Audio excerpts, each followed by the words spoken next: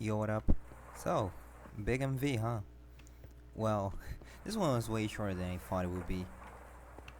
LV was big, obviously, but MV, I thought the amount of stuff that I had to automate was going to make it really big, but, well, no, it wasn't. I'm gonna start with this my MV machines. As you can see, not everything is here. After all, I still have some LV machines. But for now, I do have a lot of MV machines that I think I'm gonna expand further. I'm using the annealed copper cables because, unlike last time, making these superconductors is way too annoying. So it's not worth it. But yeah, I have my EBF. Now it's running at HV with HV. Yeah, HV with cathode coils, so that I can make a ton of stainless steel. Um, yeah, my fuel setup for light fuel, uh, the oil ran out, so started to just take all the backup and just dump it, so that I could later on actually use a better setup. Though my current setup actually kind of sucks. I'll show you. Well, I did say that it wasn't going to build down here. It's just going to be an ugly floor. But no, no. I decided to build here. Should explain one by one, shouldn't I? First off, my goldfish farm. I'll get to that later. I have my sugar farm that is going directly to an extractor and an electrolyzer so that I can get infinite oxygen and carbon. It's also making water, but I just tossing the water away because I mean, who needs water? Over here, I have my bruise crops, and that together with the goldfish is all feeding into this my biodiesel setup. And yeah, it's a simple biodiesel setup. So the wood is being turned into charcoal and wood vinegar. The wood vinegar is being distilled into methanol, and I have a goldfish farm and a few fish catchers that constantly give fish to this so that I can make fish oil. I then combine the fish oil with the methanol and I make biodiesel. But this setup actually sucks ass. It's really bad. The goldfish just aren't fast enough to be able to do this, and getting seeds for IC2 crops is too annoying to be worth it in my opinion. So, because there isn't a better way to get fish, I'm probably going to have to find something else, I don't know. I think I'm going to move away from green energy, which is weird since I said I was going to, commit to it, but I guess you can commit to something that doesn't work, and clearly this doesn't work. Um, but something that does work here is my oil distillery. I'm gonna show you where the oil is coming from later, but before that, this. I had to turn off the sounds because damn that was loud. Yeah, I have raw oil, which is coming from right here. A bunch of raw oil. I got really lucky with this. Um, the oil is being turned into naphtha, which gets mixed with hydrogen to make hydrogen sulfide that gets recycled, and the naphtha sol. Then it gets cracked, distilled, and it makes ethylene. The ethylene, I just use the oxygen from all the way back there, and I make polyethylene. So I have polyethylene fully automated. And how much is this? 15,000? Yeah, that's 15,000 polyethylene things in general. So I'm stocked up on polyethylene. I don't think I'm gonna have to make any more. Honestly, this whole automation thing was kind of necessary. I'm not going to need 15,000 polyethylene, but it's better to have it than not to, because I'm going to need to make the clean room later, and I think that takes a lot of polyethylene and also concrete, but concrete is simpler. Regardless, I have down here. Well, there's stuff all the way back down, but first I want to show something.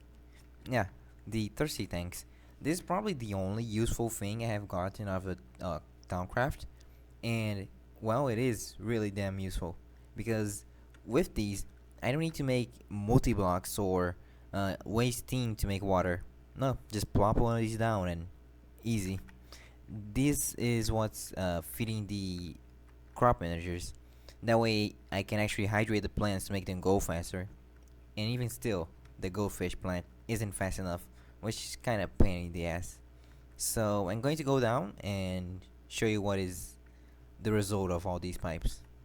Alright, we're here. And yep, it's a fluid drilling rig. It's uh one of the, I think, best multi-blocks of this age. It allows me to get a lot of oil from these oil spouts from the ground. And for some reason, it says it's 400 liters of raw oil in this chunk, but it's actually way more than that. I don't know why they don't show the real value, but this is going to go for a really, really long time. And raw oil is the best way to get the other kinds of oil, since you can distill it into, I'm pretty sure, both light and heavy oil. And yeah, naphtha, sulfuric gas, heavy and light fuel. So with this alone, if you get a distillation tower, you can make diesel. So that's probably how I'm going to make energy from now on. And yeah, the drilling rig, it was really lucky that I got all this oil around me. I was talking to some other people who's playing Greg Tech, and apparently this is rare. It's not common for you to get infinite oil close to your base, but hey, never punished. And of course, I'm just powering it with 1 MV amp. I could overclock it, but that's a bit unnecessary. This is fast enough already, and I think it's not going to be too slow for a while. And if it does, I can just overclock it, not a problem. Next up is the Towncraft area. I'm pretty sure last time I still had all my storage over here, so I didn't have Towncraft in a separate area. And I think the only things I did in MV was the alchemical furnace and the construct. Frankly, it's not that useful. I didn't really get to do much with it. But when I get to the infusion, oh, I don't know why this is happening. When I get to the infusion, it will be really useful. It's just that you need Ender Eyes to be able to do it, and I'm not able to get Ender Eyes until HV. And for some reason, that means that even though I'm supposed to get into this mod in MV, I'm not actually able to progress it to a significant manner, anyways, until I get the Ender Eyes. At least I got the thirsty tanks. That was pretty useful. But besides that, nothing here.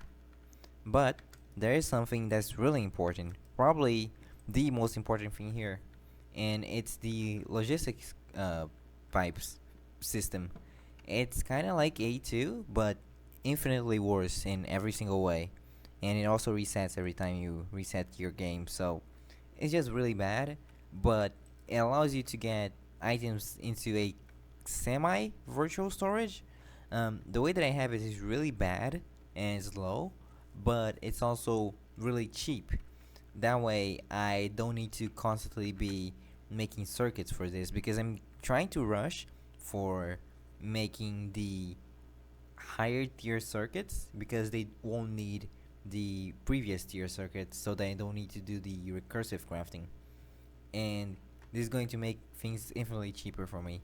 The way that this works is every chest is connected here, and for me to put things back in, just put it into this chest, and it will go to the nearest thing, which is not a good way to do it, and it's actually kind of dog shit. But I think that it's fine for now. If things get full, I can just upgrade these chests to diamond, and even dark steel later on, so I don't really have to worry about this. The drawers aren't connected to the system though. I thought that was just too much of a hassle to deal with, though I do think I can make a drawer controller now, so maybe it's not that bad. But yeah, that's about it.